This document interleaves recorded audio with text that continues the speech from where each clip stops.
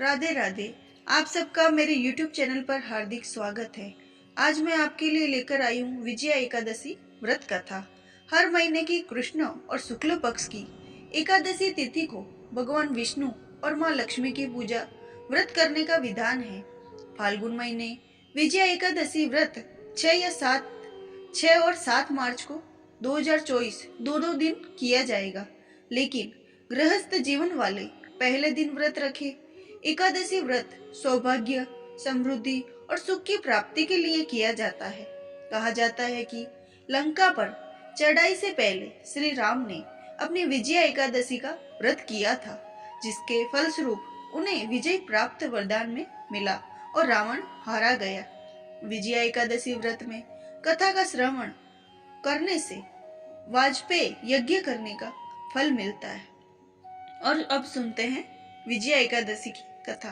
धर्मराज युधिष्ठिर बोले, हे जनार्दन, फाल्गुन मास के कृष्ण पक्ष की एकादशी का क्या नाम है तथा उसकी विधि क्या है? कृपा करके आप मुझे बताइए। श्री भगवान बोले, हे राजन, फाल्गुन मास के कृष्ण पक्ष की एकादशी का नाम विजया एकादशी है। इसके व्रत के प्रभाव से मनुष्य को विजय प्राप्त होती है। यह सब व्रतों से उत्तम व्रत है।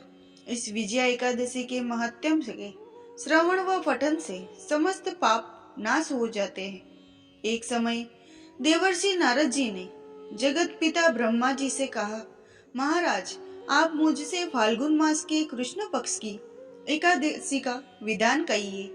ब्रह्मा जी कहने लगे, हे नारद, विजया एकादशी का व्रत पुराने तथा नए पापों को नाश करने वाला है।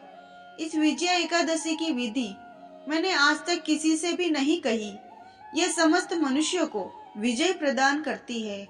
त्रेता युग में मर्यादा पुरुषोत्तम श्री रामचंद्र जी को जब 14 वर्ष का वनवास हो गया, तब वे श्री लक्ष्मण तथा सीता जी सहित पंचवटी में निवास करने लगे। वहां पर दुष्ट रावण ने जब सीता जी का हरण किया, तब इस समाचार से ही श्री रामचंद्र जी तथा लक्ष्मण अत्यंत व्याकुल हुए और सीता जी की खोज में चल दिए। घूमते घूमते जब वे मरणासन जटायु के पास पहुंचे, तो जटायु उन्हें सीता जी का वृत्तांत सुनाकर स्वर्गलोक चला गया। कुछ आगे जाकर उनकी सुग्रीव से मित्रता हुई और बालिका वध किया। हनुमान जी ने लंका में जाकर सीता जी का पता लगाया और उनसे श्री रामचंद्र जी और सुग्रीव की मित्रता का वर्णन किया। वहां से लौटकर हनुमान जी ने भगवान राम के पास जाकर सब समाचार कहे। श्री रामचंद्र जी ने वानर सेना सहित सुग्रीव की संपत्ति से लंका को प्रस्थान किया। जब श्री रामचंद्र जी समुद्र के किनारे पहुंचे, तब उन्होंने मगरमच्छ आदि से युक्त उस अगाध समुद्र को देखकर लक्ष्मण जी ने कहा, इस समुद्र को हम किस प्रकार पार करेंगे? लक्ष्मण जी कहने लगे, पुराण पुरुषोत्तम, आप आदि पुरुष है, सब कुछ जानते हैं। यहाँ से आधा योजन दूर पर कुमारी द्वीप में वग्दालभ्य नाम के मुनि रहते हैं। उन्होंने अनेक ब्रह्मा देखे हैं। आप उनके पास जाकर इसका उपाय पूछिए।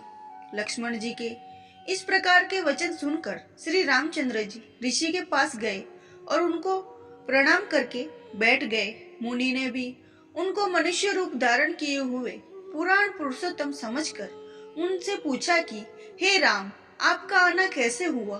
रामचंद्र जी कहने लगे, हे ऋषि, मैं अपनी सेना सहित यहाँ आया हूँ और राक्षसों को जीतने के लिए लंका जा रहा हूँ। आप कृपा करके समुद्र पार करने का कोई उपाय बतलाइए। मैं इसी कारण से आपके पास आया हूँ। तब ऋषि बोले कि हे राम, फाल्गुन मास के कृष्ण पक्ष की एकादशी का उत्तम व्रत करने से निश्चय की आपकी विजय होगी। साथ ही आप समुद्र भी अवश्य पार कर लेंगे। इस व्रत की विधि यह है कि दशमी के दिन स्वर्ण, चांदी, तांबा या मिट्टी का एक घड़ा बनाइए। उस घड़े को जल से भरकर तथा 5 पल्लव रख वेदिका पर स्थापित करें। उस घड़े के नीचे सतनंजा और ऊपर जो रखें, उस पर श्री नारायण भगवान की स्वर्ण की मूर्ति स्थापित करें। एकादशी के दिन स्नान आदि से निवृत्त होकर धूप, दीप, नैवेद्य, नारियल आदि से भगवान की पूजा करे। पश्चात घड़े के सामने बैठकर दिन व्यतीत करे और रात्रि को भी उसी प्रकार बैठे रहकर जागरण करे। द्वादशी के दिन नित्य नियम से निवृत्त होकर उस घड़े को ब्राह्मण को दे दे।